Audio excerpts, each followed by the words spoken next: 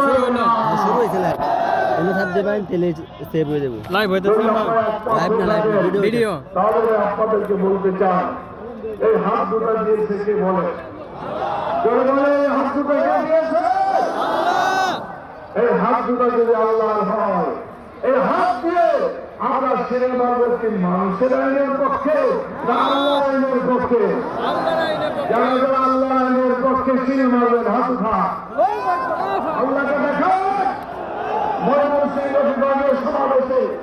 আল্লাহ তাআলার কাছে আমরা ওয়াদা করছি যতদিন বেঁচে থাকবো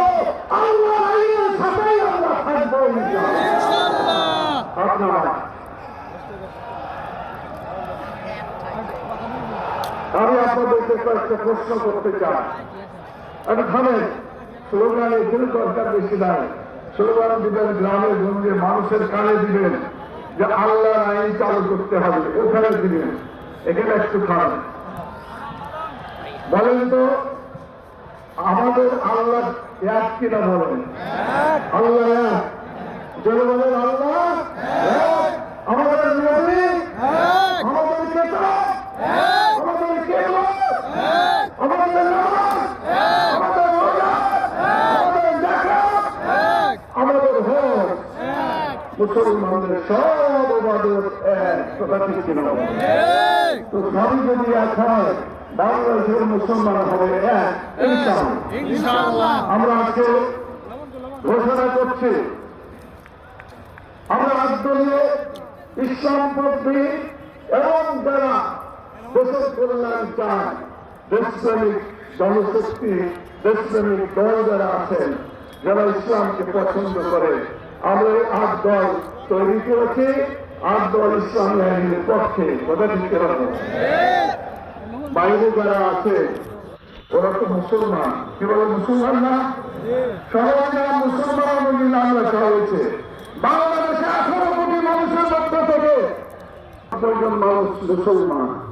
আমরা এই 90 জন মানুষের সংগঠন পরিণত করতে চাই এই ৮ দল শুধু ৮ দল থাকবে না বাংলাদেশের যত দল আছে সবাই কাতারে সমবেত হবে ইনশাআল্লাহ। এই জন্য আমরা দলদল তৈরি করে দিলাম আমরা বিএনপিকেও বলতে চাই আপনারা আল্লাহকে এক বলে স্বীকার করেন আপনারা কোরআনকে মানেন কোরআনকে এক কিতাব হিসেবে আপনারা মানেন কিন্তু দুঃখ লাগে যখন বলে যে আমরা শরীয়তের আইনে বিশ্বাস করি না এই কথাটা বোধহয় ভুল ক্রমেই বলছে না জেনেছিল বলছে আমার বিশ্বাস এখনো ঠিক মতো হচ্ছে না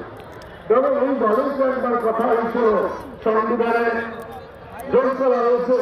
আল্লাহর প্রতি ঈমান এবং আস্থা সকল কাজের মূল উৎস বলা হয়েছিল না হয় সেটা যদি হয়ে থাকে তাহলে শরীয়তের প্রতি বিশ্বাস তো তখন ছিল না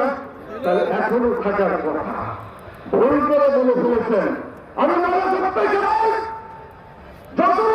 হচ্ছে কেন তওবা করতে হবে শরীয়তের আইন অবশ্যই বাংলাদেশে চালু হবে ইনশাআল্লাহ। শরীয়তের আইন যারা বিশ্বাস করবে দুনিয়াতে তাদের জায়গা হবে না মরার পরেও জায়গা হবে না কথা দিতে না সম্মানিত ভাই বোনেরা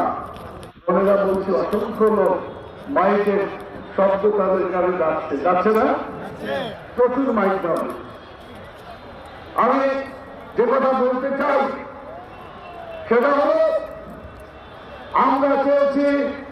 54 বছরে আমরা শান্তি পাই নাই আমরা শান্তি প্রতিষ্ঠা করতে চাই ইসলাম মানে একটা অর্থ হল শান্তি আর একটা অর্থ হল পরিপূর্ণভাবে আনুগত্য করা মানুষ যখন আল্লাহর আইনে পরিপূর্ণভাবে আনুগত্য করবে তখন দেশে শান্তি প্রতিষ্ঠা হবে কথা ঠিক কিনা